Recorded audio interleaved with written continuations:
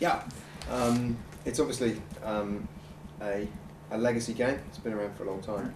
Can't remember when the actual original came out, but I mean, this is version 4. There have been other versions, spin-off versions of it. There was a military version of it at one point, and there was some other versions. But it's been through, 3 generations of consoles now. We had N64, Mega Drive, PlayStation 1, and for the first time it's now PlayStation 2. This is the 4th version by the original Micro Machines team. Oh, okay. There was a couple in between. The license was briefly with Atari, I think, released a version of it. But yeah, this is actually by the original team that made it. I think it's the first one that we've used the original developer and publisher combination. Okay. So it's been really enjoyable, and it's the first time that it's on handheld as well. Well, the main difference is we've got online play, which weren't featured on the first one. We have a much more in-depth single-player mode than we've ever seen before in Micro Machines. Micro Machines has obviously always been about multiplayer fun, and I mean it used to be that it was always multiplayer in front of one TV, 4 people, and now it's online, so it's the first time we've been able to do that major multiplayer.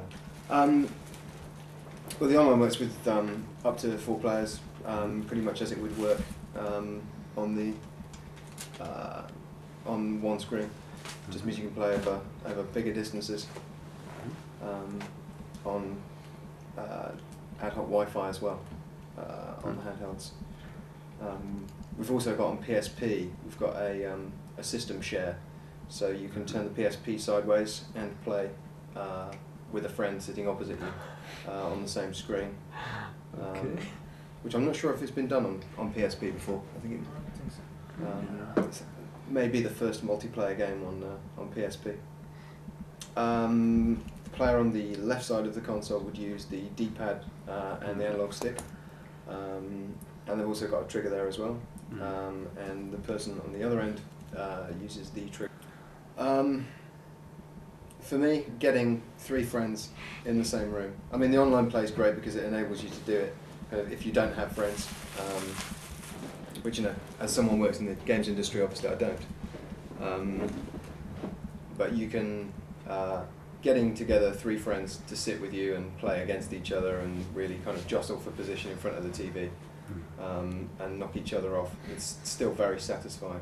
I remember doing it all through university on a Mega Drive. I think that was version 2, and it's still the same kind of gratification when you knock the guy that's sitting next to you, just nudge them off the track on a corner. Well, we've tried to make the game a little bit more accessible. One of the criticisms of Micro Machines in the past has been that it is very hard to pick up for kind of more casual gamers. We've actually introduced a dynamic camera this time round.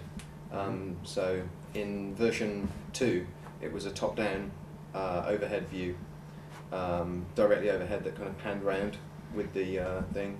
For version 3, it was a 3-dimensional version of that, so a slightly isometric view that also panned round.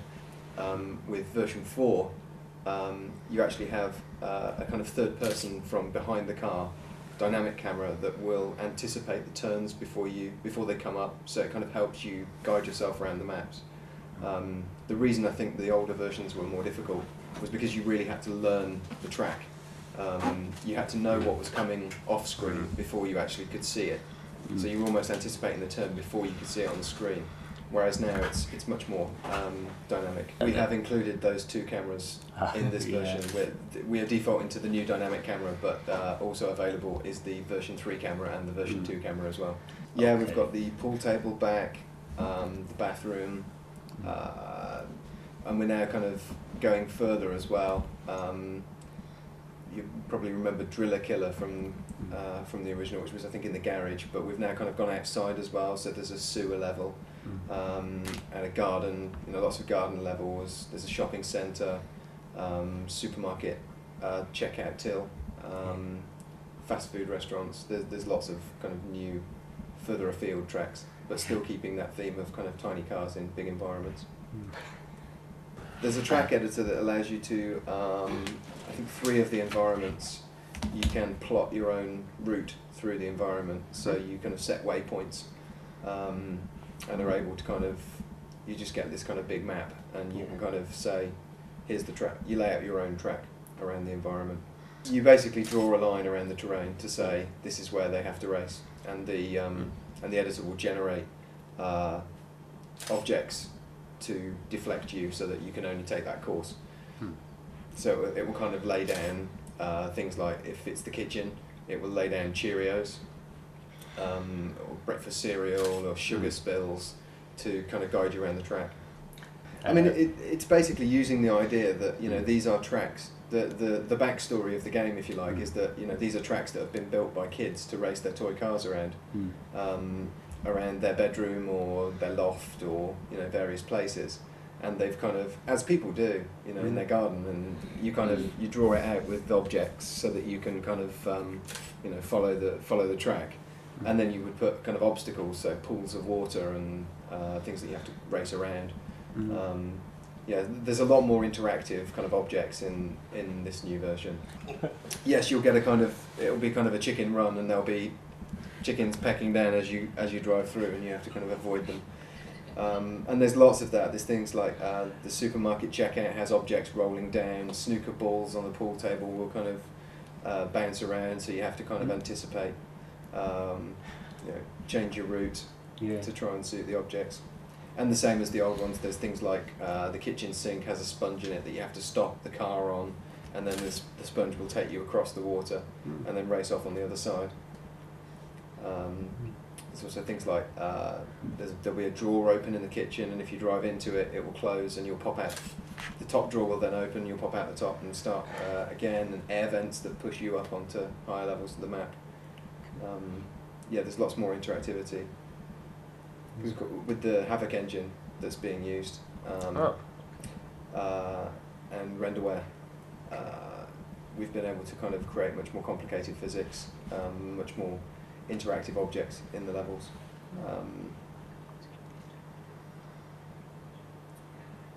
That's my train of thought there. I just thought of something interesting.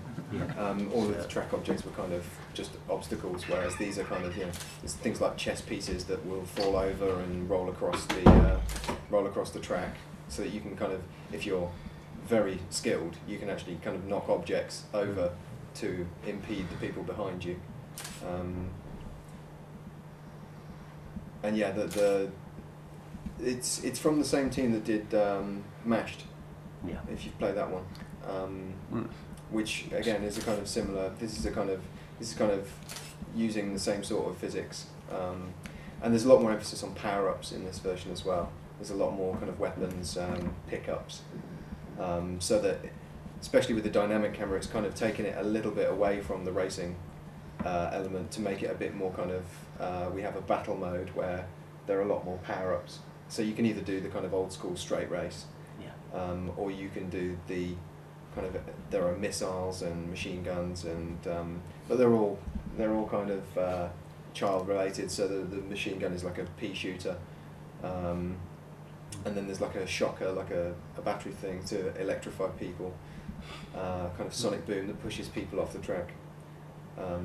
There are also out of point power ups as well. So if you're playing a 4-player and you go out of the point, there are things like darts that you can throw at other cars, so that even when you're out of the game, you're still kind of, you can still impede the opposition.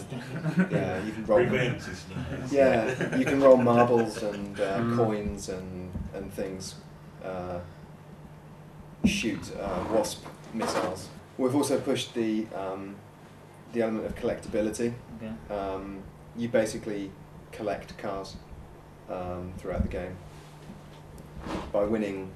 By winning tournaments, you unlock specific cars. Some of them, they are varying in levels of rarity. So some of them will be very common. You'll unlock them every time you win a race. You'll get one of the same car. So you build up swaps, and then in the DS, PSP, and PC versions, you'll be able to trade those cars online with other people. or play for keeps. So you can do like pink slip racing, so you race for other people's cars. You can do the same thing on the PS2 by using memory cards. So by having, if I come around to your house to play, I bring my memory card, which has got my collection of micro machines on there, and then race you or trade you for yours. They're one of the key new elements. Yeah. There's they're one of the key new elements. I would say the power ups, the physics. It's all about bringing the game a bit more up to date. I mean, if you want to, you can actually play this version of the game a lot like the old version. You can turn off the power ups. You can just choose to race straight from a top down camera. But I say we're constantly kind of evolving the game to suit. I think it's a natural advancement of technologies. I don't think it necessarily changes the way the game works. I mean, I think it's the handling of the cars that's key, and they retain the kind of the micro machines feel. And I mean, we're not looking for kind of realistic physics in terms of like a racing kind of simulator where you're dealing with kind of real world cars and in a kind of very sim way. That the cars handle like they do in real life. These are toys which kind of bounce and skid, and they don't use four-wheel drive. It's almost like you're turning them with your hand. So in terms of that, the physics aren't key. But yeah, it's the extra kind of interactive objects that make it kind of more interesting. And really enhance that feel of being kind of a tiny car in a big environment. There's things like birds that land on the track and kind of jump around. Yeah.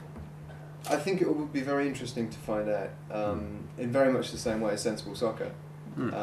It's an old brand that the older gamers will remember. Newer gamers may not at all, but they are very, very different games to what is kind of currently available. We have gone kind of ultra realism. In terms of the football, we've gone kind of Pro Evolution, which is kind of very simulatory. Racing games have gone the same way, where you've got things like Race Driver, Project Gotham, Gran Turismo, and these are kind of fun multiplayer games that were huge at the time. And certainly the people that remember Micro Machines are very excited about seeing it again. And there are a whole generation of new gamers that won't have experienced Micro Machines, that it will feel like a completely new concept. It's almost like we're doing something completely original that's tried and tested, which hopefully is a good sign. And I do think there's a lot of excitement, particularly around people of my generation who played it kind of through those early iterations.